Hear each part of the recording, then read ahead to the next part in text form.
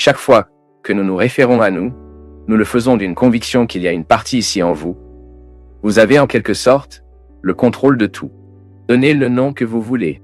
J'aime l'appeler conscience, qui est l'endroit où Dieu habite. J'aime toujours faire cette source religieuse. Le discours religieux vient de cette compréhension de la psychologie, de la psychiatrie. Dans mon cerveau, il y a ce que nous appelons la conscience, qui est l'endroit qui sait tout sur moi. Dans mon livre, partout où je vais, laissez votre cœur être là. Si vous n'avez jamais lu, je vous recommande. C'est un livre très cool. C'est un dialogue d'un homme avec sa conscience. Et la conscience est un enfant. Je voulais donner un tel sens. Ce qu'elle sait, elle sait. Elle n'est pas déguisée. Bien sûr, elle apprend à être déguisée. Mais vous, au premier moment de votre vie, étiez absolument honnête. Vous étiez extrêmement transparent avec ce que vous ressentiez, ce que vous pensiez. Ensuite, les gens m'ont éduqué pour que vous n'ayez pas tout dit, disons simplement quelque chose. Nous sommes donc dissimulés pendant que nous faisons des études. Cela ne devrait pas l'être, mais nous sommes polis. Je ne dis pas tout ce que je pense. Je ne dis pas tout ce que je pense. Parce que c'est une douceur que j'essaie d'observer. Alors, je fais face toi. Je n'ai pas aimé ta coupe de cheveux. Pourquoi vais-je dire que je n'aimais pas votre coupe de cheveux? Si cela ne change rien, à moins d'avoir beaucoup d'intimité avec vous et que je suggère, regardez la prochaine fois. Je ne sais pas ce que vous en pensez, mais je pense que vos cheveux s'améliorent de cette façon. Et vous avez tout le droit de dire, la tête est à moi, les cheveux sont à moi et je dois l'aimer. Ensuite, vous devinez la vie de quelqu'un que vous aimez. Mais nous avons cette partie de nous qui n'était pas contaminée par l'hypocrisie, les déguisements que nous donnons habituellement. Nous l'appelons conscience. Lorsque cette partie de nous qui a la commande identifie que quelque chose ne va pas, elle envoie un message. Et comment? Nous avons ce message. Quelle est la fièvre de la maladie émotionnelle? Le conflit? Si le corps, quand il est malade, doit nous donner une indication que quelque chose ne va pas avec lui. Une fièvre, par exemple. Lorsque nous ne sommes pas tout à fait émotionnellement, la manifestation est appelée conflit. Le conflit est la fièvre des émotions. Le conflit est cette réalité qui vous met un obstacle entre ce que vous êtes et ce que vous êtes. Celui que vous êtes et celui que vous êtes. C'est peut-être que celui que je suis aujourd'hui n'a rien à voir avec ce que je suis dans mon essence. Alors je supposais des choses dans ma vie qui ne m'ont pas dit respect. Et parce que j'avais peur de contrer quelqu'un, j'acceptais que comme le mien, je restais pour moi. Je suppose que je n'avais pas le courage de dire que ce n'était pas pour moi, que cela n'avait rien à faire avec moi. Et soudain, cette situation s'est tournée, il s'est tourné, et j'arrête de vivre bien en moi. Et puis je suis en conflit. La fièvre des émotions ou des conflits? Je suis en conflit, je ne tombe pas en moi, je ne sais pas comment agir, je ne sais pas comment vivre, comment le faire. Et le conflit, il s'établit en nous, comme une sorte d'épine sur l'oreiller. Vous savez, comme si vous essayiez de dormir dans un lit dont l'oreiller est bordé d'épines, chaque fois que vous.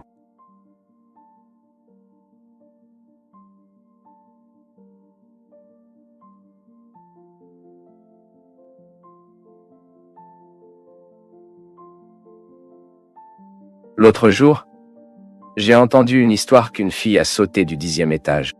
Une expérience de suicide, non? Et puis le portier a entendu son cri de l'aide au moment où elle est tombée. J'ai trouvé cette histoire très triste, parce que si elle était tellement convaincue qu'elle voulait vraiment mourir, elle n'aurait pas crié d'aide. Mais s'il y avait un cri d'aide à cette époque où personne ne pouvait faire autre chose, cela signifie que dans une fraction de seconde, cette fille a trouvé un lien avec la vie. Et regretté tarda. C'était déjà au milieu de l'automne. Il n'a plus donné le temps de tenir sur la fenêtre. Cela ne recula plus en arrière. Il n'a plus donné plus de temps à sauver par quiconque. Il n'a pas donné le temps d'étendre un réseau. Il a découvert le lien à l'époque de la chute en retardé. Mais c'est intéressant d'y penser. Le lien boiteux de cette fille, la raison qui l'a fait sauter de la fenêtre, s'estompa là-bas, à mi-chemin. Et soudain, elle a réalisé qu'elle faisait un non-sens. Tout cela, mon peuple, dans une fraction de seconde. Le soin que nous devons avoir, c'est que nous ne mettons jamais nos pieds dans la fenêtre pour sauter. Parce que parfois nous prévoyons, pensant que nos vies sont trop mauvaises, nous prévoyons parfois la souffrance. La souffrance n'est même pas venue, et nous avons déjà créé. La raison n'est même pas du béton, mais nous souffrons déjà. Nous sommes trop impatients, et parfois nous mettons à la hâte le pied dans la fenêtre, et nous anticipons à mort. Et parfois ce n'est même pas concrètement, mon peuple. Cette fille est décédée concrètement. Parfois, nous mettons notre pied dans la fenêtre d'une autre manière. Dans la métaphore, non? Nous ne le mettons pas spécifiquement là-bas, Mais en quelque sorte, nous risquons de perdre le sens de la vie. Il est très facile de reprendre le sens de la vie. Mais perdre est encore plus facile. Est-ce que tu sais pourquoi?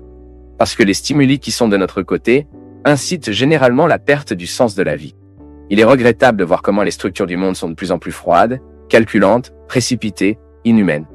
Et au milieu de toutes ces agas, toute cette confusion, c'est un sacré travail pour nous de garder fermement la volonté de vivre. Nous gardons ferme en nous, vivant en nous, le lien avec la vie. Quelque chose doit m'arrêter dans cette vie. Quelque chose doit me monter chaque matin et affronter ce à quoi je dois faire face.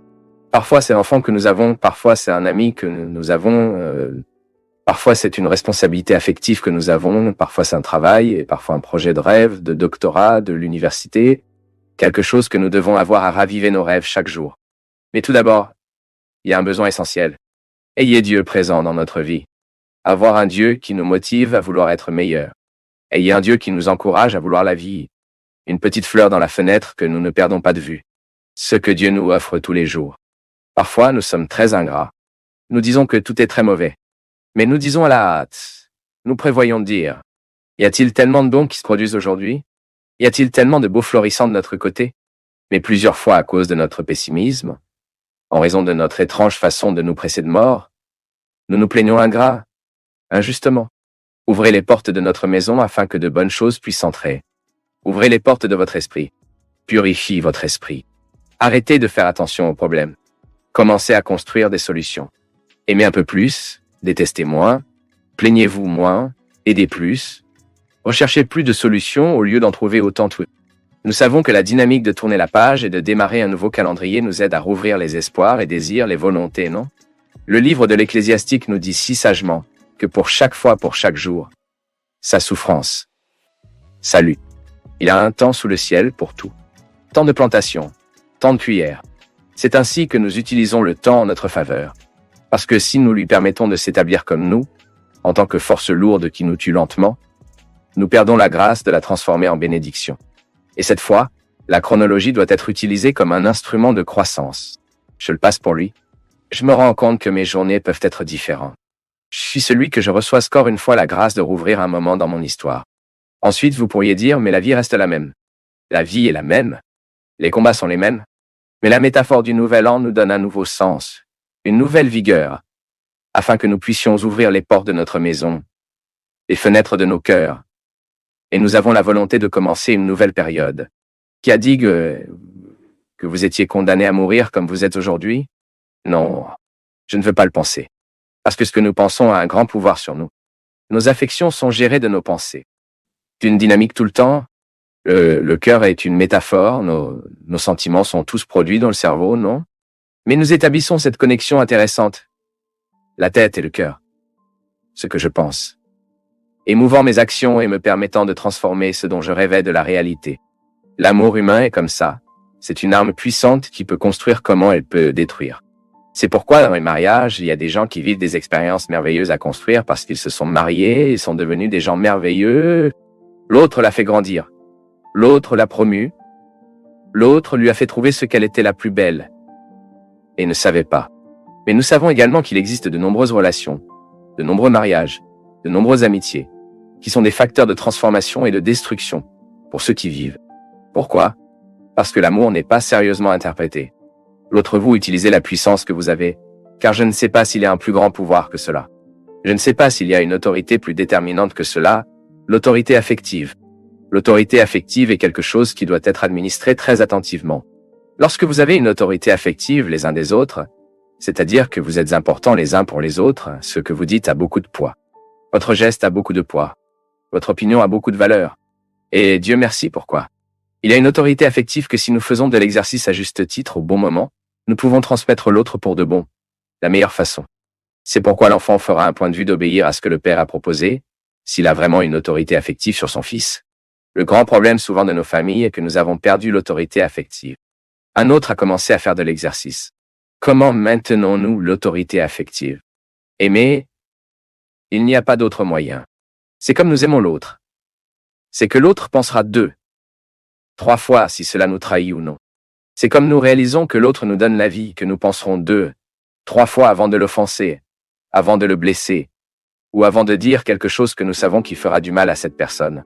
Ce n'est pas facile, non, je sais. Mais cette autorité affective, elle nous sauve. Elle nous guide, elle avance. C'est vous d'entendre le bon mot de la bonne personne et au bon moment. Quiconque a une autorité affective sur l'autre doit savoir que cette règle a le temps de le dire, comme vous le dites. Parce que vous savez que ce que vous direz aura du poids. Plusieurs fois, les gens sont détruits parce que celui qui avait une autorité affective, utilisant des objectifs personnels et excuses, voulant profiter de l'autorité qu'il avait par rapport à l'autre, manipulé, a fait ce que je voulais. C'est très dangereux. Je le répète, ce n'est pas ce que Jésus est entré dans la vie des gens. Jésus est allé dans la vie des gens parce qu'il voulait les transformer en meilleures personnes. Et cela doit être notre posture dans le monde, en fait. Nous sommes chrétiens, nous vivons la même mystique. Si nous voulons entrer dans la vie de l'autre, nous devons être conscients. Je veux venir pour améliorer l'autre. Pour aggraver les choses, non. C'est la mystique du diable. Le diable qui aime ça. Le diable est ce qui fait un devoir de transformer les gens en pires personnes. Pas de mystique, c'est son mal. Ce n'est pas notre objectif. Et aujourd'hui, je suis sûr que Dieu veut entrer dans votre vie, veut exercer une autorité là-bas dans votre cœur avec seulement ce seul but. Faites de vous une meilleure personne, que vous découvrez un moyen intéressant de devenir plus léger, de jeter un peu des poids qui vous ont enchaîné. Et s'il y a une autorité affective exercée en vous, et si vous réalisez que cette autorité vous détruit, avoir le courage de mettre ces lettres sur la table et définisse le rôle de ces personnes. Parce que si vous ne prenez pas soin de vous, il est difficile pour les autres d'aider à prendre soin. Attention, vous devez aller de nous.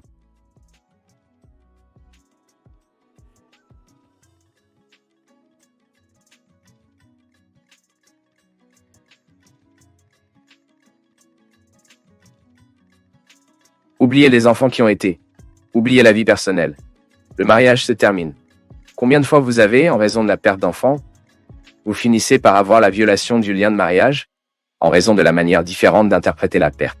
La façon dont la femme interprète la perte de son enfant est souvent différente de son mari. Quoi qu'il en soit, il y a de nombreux conflits qui, sinon bien accompagnés, génèrent jusqu'à la fin du mariage. Mais d'un autre côté, lorsque le père et la mère peuvent organiser ce deuil, ils peuvent calmer les choses dans leur cœur et organiser ce sentiment et le transformer en printemps délices.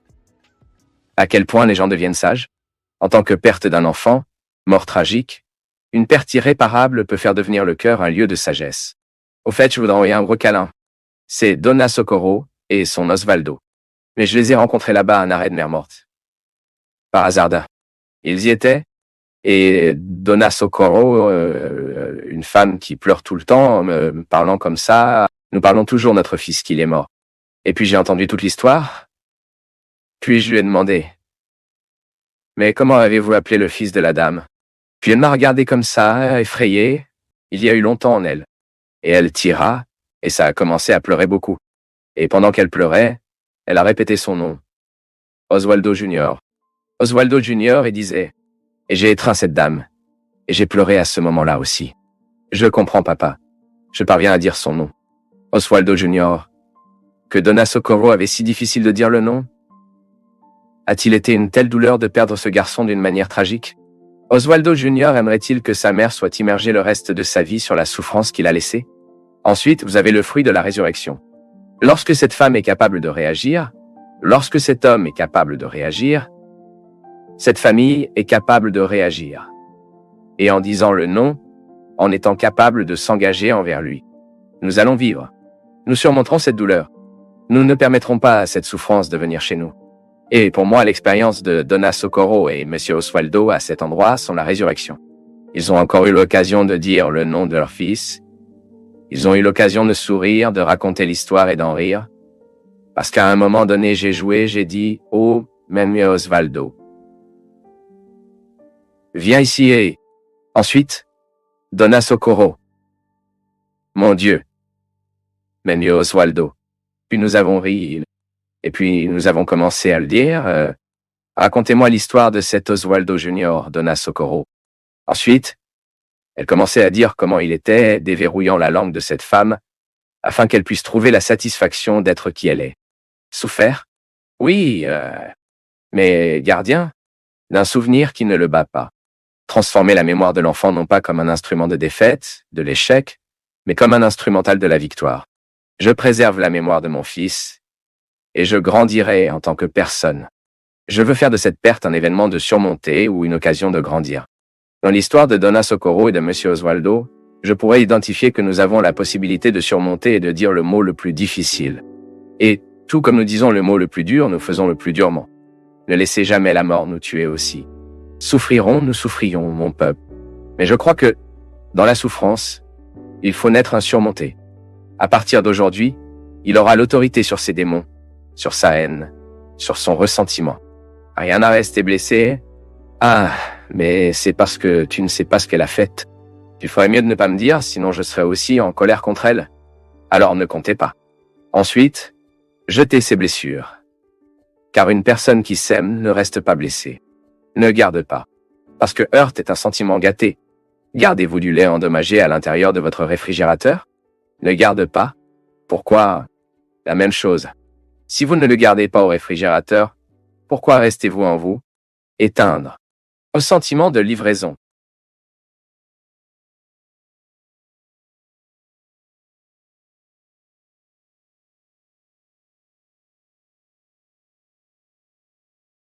C'est un grand plaisir pour nous tous du Path of Faith d'être avec vous en ce moment.